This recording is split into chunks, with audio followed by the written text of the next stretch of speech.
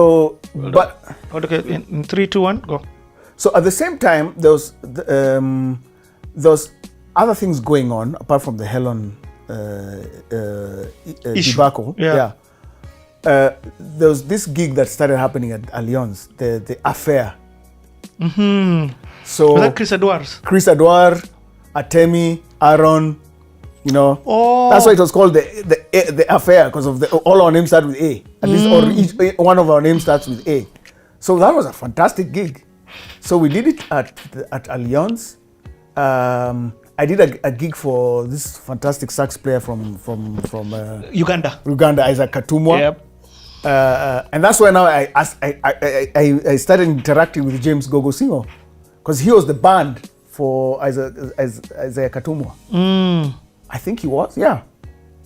So I went back to production, because now I couldn't play as much, and I just didn't want too many questions. So like, let me just quietly do some productions here and there, which didn't bring as much money because I was not getting work. So it affected me financially. It just was a dark time, because I'm like, your reputation actually can really mess up your. If things go bad, they can really go bad. You know. So there's a lot in what people know as character and reputation. And especially as a musician, as an entertainer, because you're outside there, you're a public figure, people see you. So it can have an adverse effect, you know. So the drama is playing out for all and sundry to see. But then luckily I was never there's no way I'm near the TV. They'd ask me to go for those press conferences, I'd just find my way to HIPAA. Like, nah. Which ended up being like, it was probably God's way of just... Your saving grace. Because if I was seen once, yep, probably I may have never recovered in the way I am right now. Because they hired me for TPF the next year, in 2010, the same year, but they didn't take Helen again. And I think he had tried, but they're like, dude.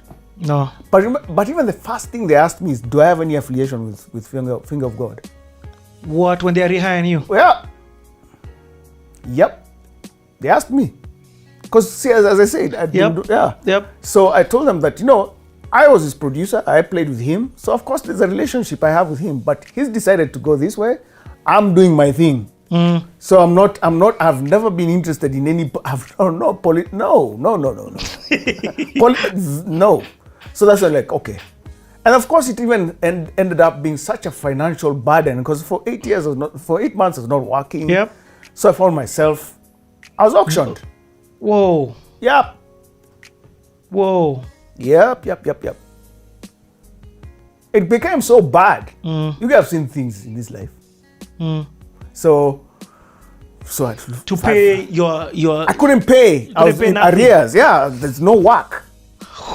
Man. Rent has to be paid, you know. And it was a dark period for me and my wife. It was not fun. So how did you get through it? I usually say it's God's grace, because it happened in August. So we're finding ourselves with no place to stay. So call a couple of friends, you know, can I put my things here, you know. So when I was rehired for TPF, they paid me a deposit. That was able to pay all the debts that I had, and it just was like freedom. It was like today we didn't have, today we had. And that just helped us completely. And now you're a bit wiser, of course, because you now completely know. Now I knew that, whoa. 5 years were the good years. I have to be, number one, you can't control your friends and what they do. So that doesn't mean you can't lock yourself. So that when you see red flags, don't think that people will change. They may not change. You know, if you see that there's someone who is acting in a certain way, keep in mind. And when you see it getting out of hand, probably make an exit, you know. Especially if there's strange deals, strange things happening. Like, that was a teachable moment for me. And then the other thing that I learned is that I call them fair weather friends. I learned who my good friends were, who my real friends are. Because when you're down, that's when people's character comes out. That's when you're like, So you just were riding my success. But now that things are down, for me, you're missing. So it was an ouch for me. I was like, but it was at least it's good. It's good to know. Yeah. So that now, when I deal with people, I know like this is my champ. This one is my, you know. So there's some people who are right now, I'm like, Yanni, you're a good man. You know, if they're human beings, so even if they mess up or you hear something like, no, I usually come like, that guy, if it was not for him, I wouldn't be where I am. So it was a good teachable moment for me. It was like, wow, things can change like this. Like, you are here, and then the next day you wake up and you're like, how did I find myself here? And that's how life is sometimes. Yeah, it's true. Yeah, there's some things you can't control. Sometimes you're just being the best you can, but, well, it happens. And then now TPF shows up.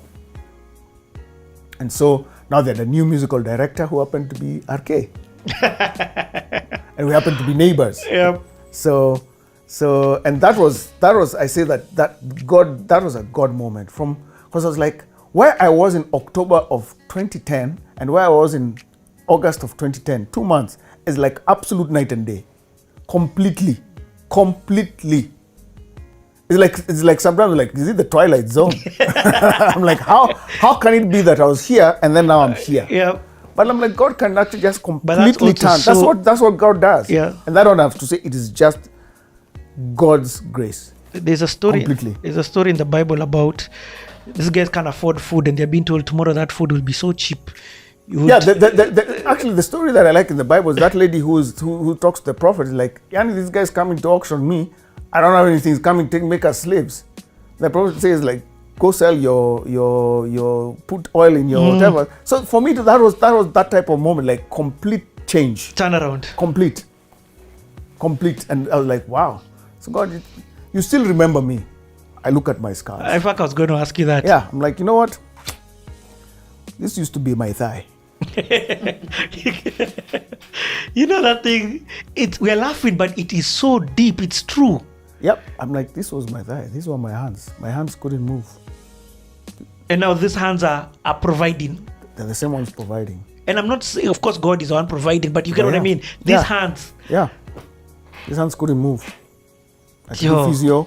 So even those moments, that's when I look at myself like, it'll end. It's another scar, at least now I've never lesson learned, you know. So then TPF shows up and because I didn't do much except for TPF, because now I needed to recover. And then, because now I was like, I need to arrange to get my stuff okay as a musician. Now that this has happened, that's what I was like, I need a manager, I need someone to help me. So I needed to put some affairs in order. And so that's when I hired a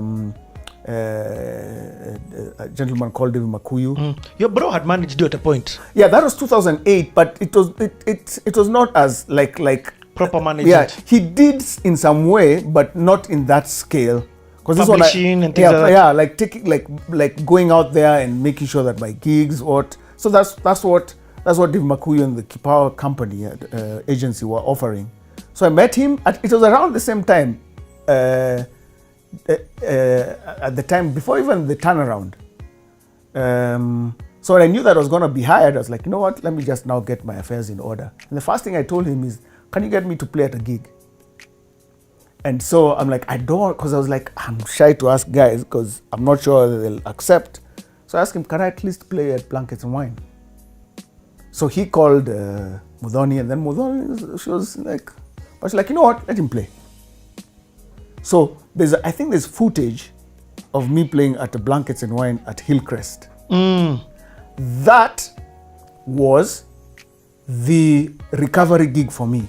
Before that, Kanji hooked me up a gig with a Grammy-nominated gospel artist called Dietrich Haddon. And in fact, that gig is actually what got me out. Spread the Love. Spread the Love in 2010 is what got me out of that darkness. Yo. Yeah, it was that gig. I did not have any money. Before even TPF came and they paid the deposit, I did not have any money. So Kanji comes and tells me, this Dietrich Haddon is around, looking for a band. At least this is a gig I can show you, I can give you. You want to play? I like. This time I'm leaving one of my friends' houses. Yeah. It's not fun. Yeah, it was a dark moment, man. So when he calls me and tells me there's a gig, I was like, wow. So we do that gig for Dietrich Haddon, the Spread the Love show.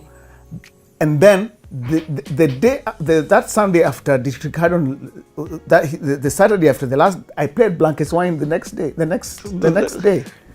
So and then the next Monday, we are starting TPF rehearsals. What? That was crazy instant change. It was. For me, I was like, it's just God who just had mercy. It was a complete change. Complete change. To the point where even when the van came to pick me up for Project Fame to go and rehearse, I was like, wow. I paid all my debts. I was able to buy a car. Like it was complete. It just changed. And to the point where now, towards the end of the year, we started the idea of all that jazz. So now, dear, in fact, I want to talk because that all the jazz was another turning point. Oh yeah. You get? Oh yeah. Like I know time is moving, but I don't want us to rush your story because there's still too much about this Aaron. This is like a new beginning. Oh, completely. Yeah. The last 10 years is a complete beginning. 2010 to now, it was like it's like something else showed up. Okay, so David Makuyu comes, he agrees to be a manager. He does. We sign a deal. We sign a contract. Yeah. He says, I'm going to manage you for three years, I think.